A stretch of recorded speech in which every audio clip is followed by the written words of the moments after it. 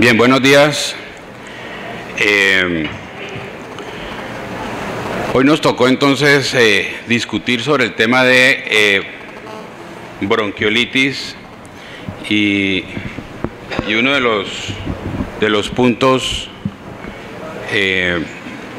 más fáciles, el del diagnóstico, me tocó a mí, gracias al doctor Escamilla, que me asignó hoy bailar con una de las que no baila muy bien.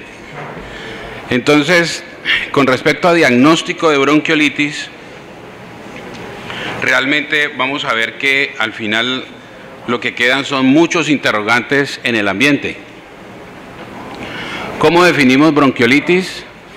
Se supone pues que en la literatura aparece la definición de bronquiolitis haciendo referencia a edema e inflamación de la mucosa respiratoria, acompañado esto de un cuadro clínico de un típico cuadro viral de coriza, con sibilancias, con tos y dificultad respiratoria, en un niño menor de 18 meses, 24 meses de edad, sobre todo en aquellos menores de 1 año de edad, y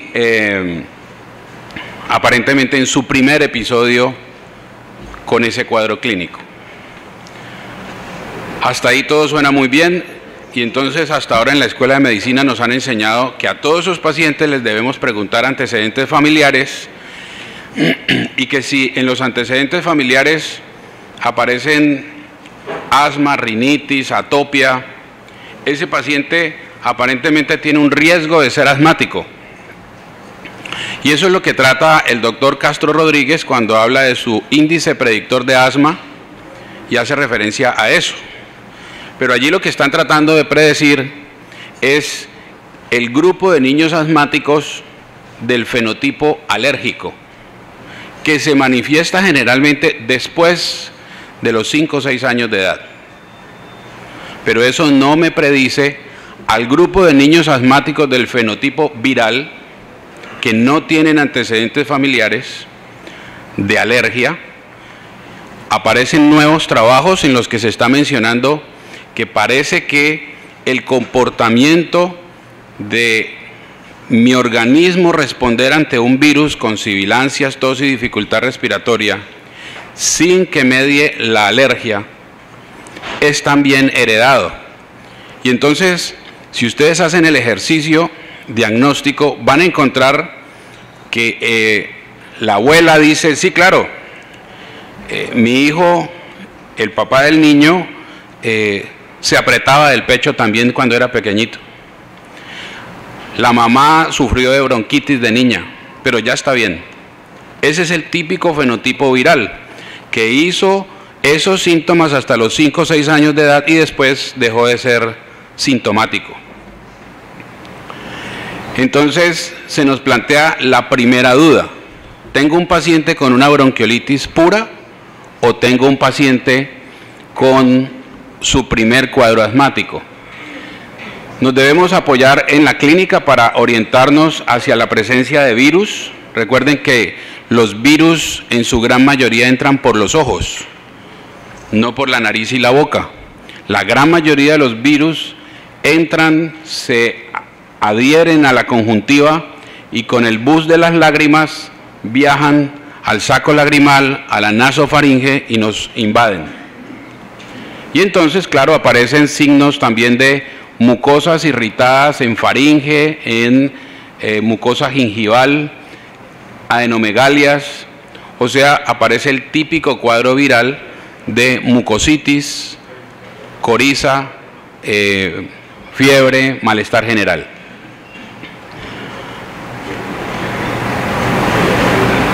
Si a un paciente con un cuadro viral le tomamos una radiografía de tórax, es probable que nos informen que hay algo de congestión parailiar, algo de atrapamiento aéreo, y hasta ahí no habría ningún problema. Pero si ese paciente está sibilando, si ese paciente tiene algo de roncus, algo de movilización de secreciones, aparece entonces reflejado en la radiografía de tórax lo que dice en la semiología de Suros, allá en una letra chiquitita, dice que habla sobre la cascada de Recamier.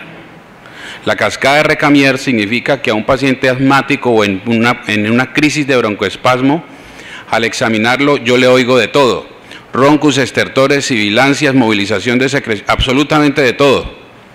Y si yo le tomo una foto a eso, voy a ver de todo. Entre otras, unas secreciones o unos infiltrados que tratan de borrar la silueta cardíaca, y entonces apareció el diagnóstico de neumonía o bronconeumonía.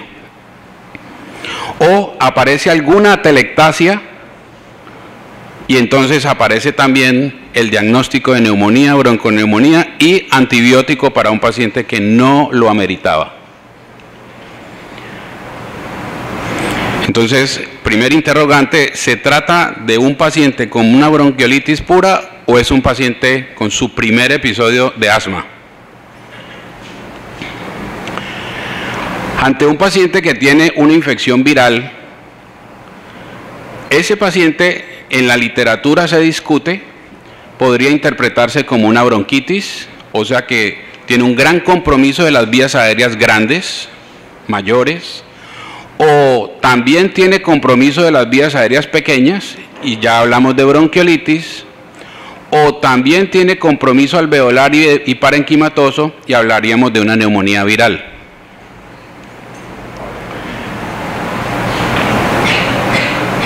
Un paciente infectado por un virus, en un paciente al cual llega un virus, ese paciente debe responder, uno, con su genética le dice cómo responder, con su sistema de defensas para ese momento, si ese paciente ha tenido una buena lactancia materna, si ese paciente ha tenido una buena nutrición, de esa forma va a ser su respuesta inmunológica. De acuerdo al virus que me infecte, va a ser mi respuesta. Y entonces voy a tener una respuesta mediada por esos antecedentes que va a generarme una gran inflamación y diferentes patrones en diferentes pacientes con diferentes virus. Entonces, hoy en día se sabe que hay factores genéticos que determinan cómo respondo a los virus.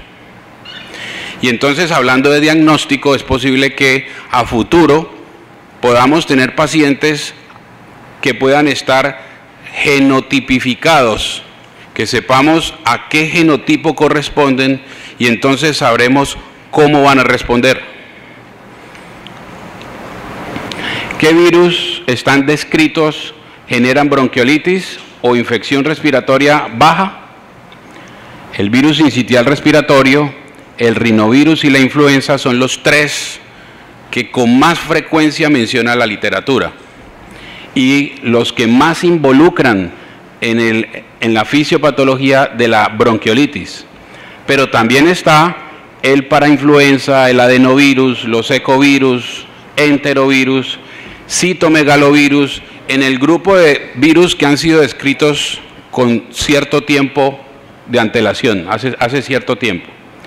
Y aparecen nuevos virus de acuerdo a las nuevas técnicas de detección de virus, y entonces aparece el metaneumovirus, bocavirus, poliomavirus, coronavirus, bocavirus, o sea, han ido apareciendo nuevos virus relacionados con bronquiolitis. Pero estos nuevos virus, muchos de ellos, lo que tienen es coinfección.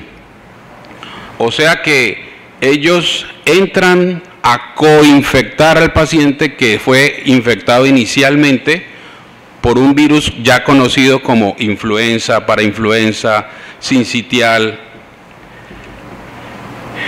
Y entonces era clásico, era tradicional que la bronquiolitis, se decía que la bronquiolitis tenía esta fase en la que el paciente empeoraba, luego comenzaba a mejorar, y era conocido y normal que la bronquiolitis en cierto momento de su evolución hacía como una segunda fase de empeoramiento para finalmente mejorarse. Hoy en día se sabe que esta segunda fase de empeoramiento corresponde a una coinfección por uno de estos nuevos virus. Por ejemplo, los metaneumovirus, el paraneumovirus está bien descrito en esta segunda oleada.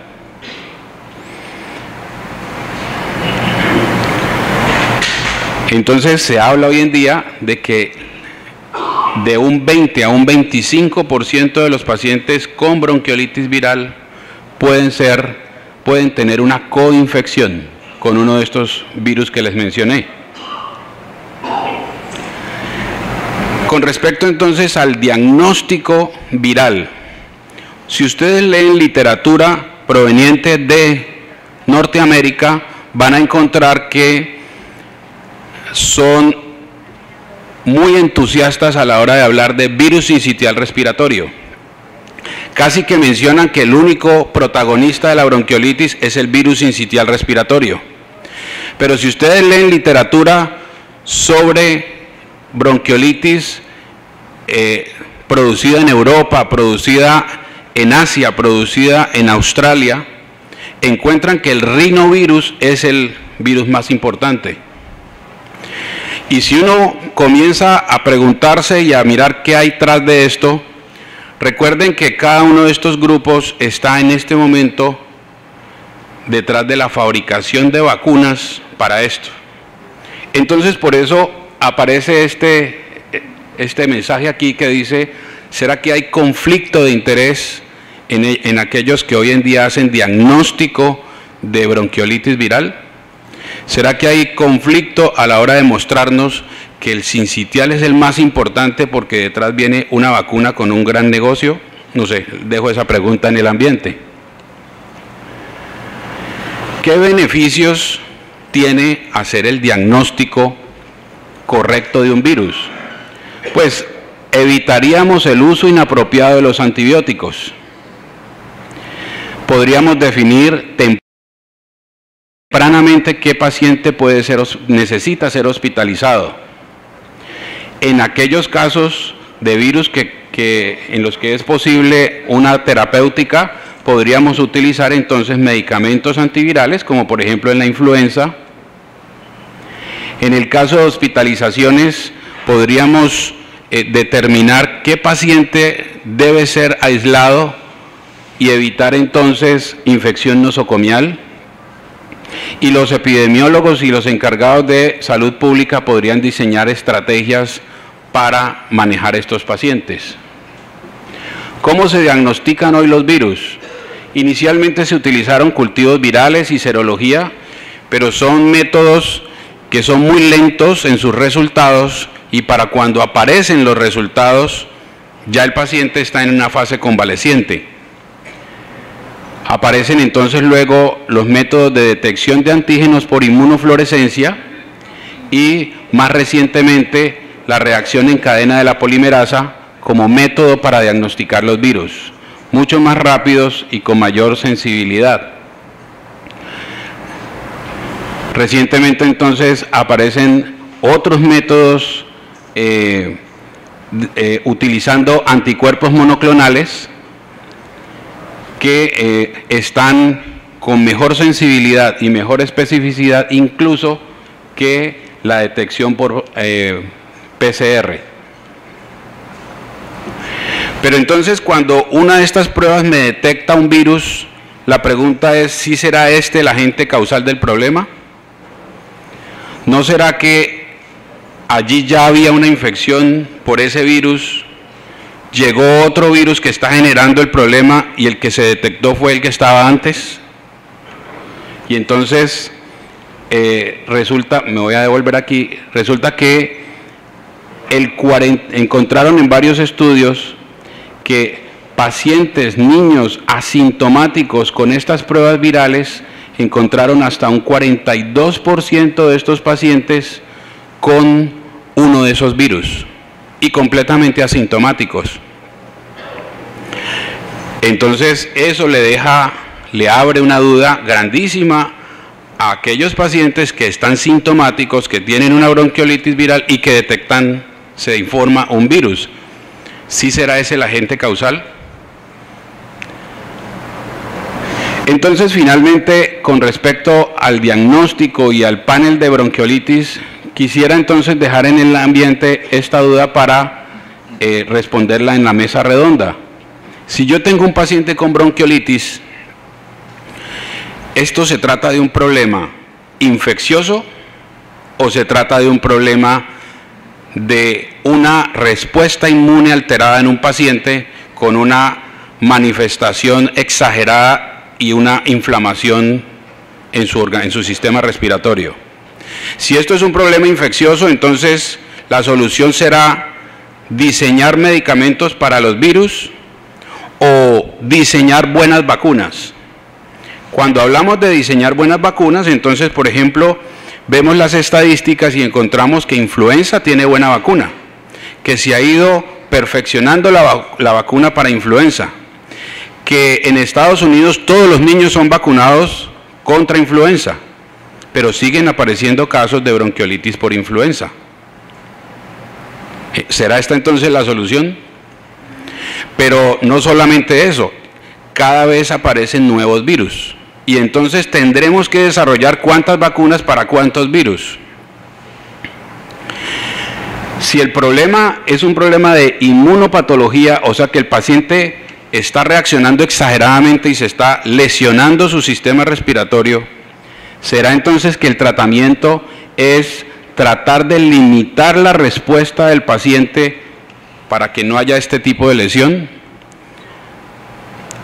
Quisiera que entonces en el panel, en la mesa redonda, habláramos un poco sobre qué vamos a hacer con estos pacientes. Si yo les hago diagnóstico por un virus, ese diagnóstico no cambia el pronóstico, la severidad, el curso del paciente. Eso es lo que quería comentarles sobre diagnóstico de bronquiolitis. Muchas gracias.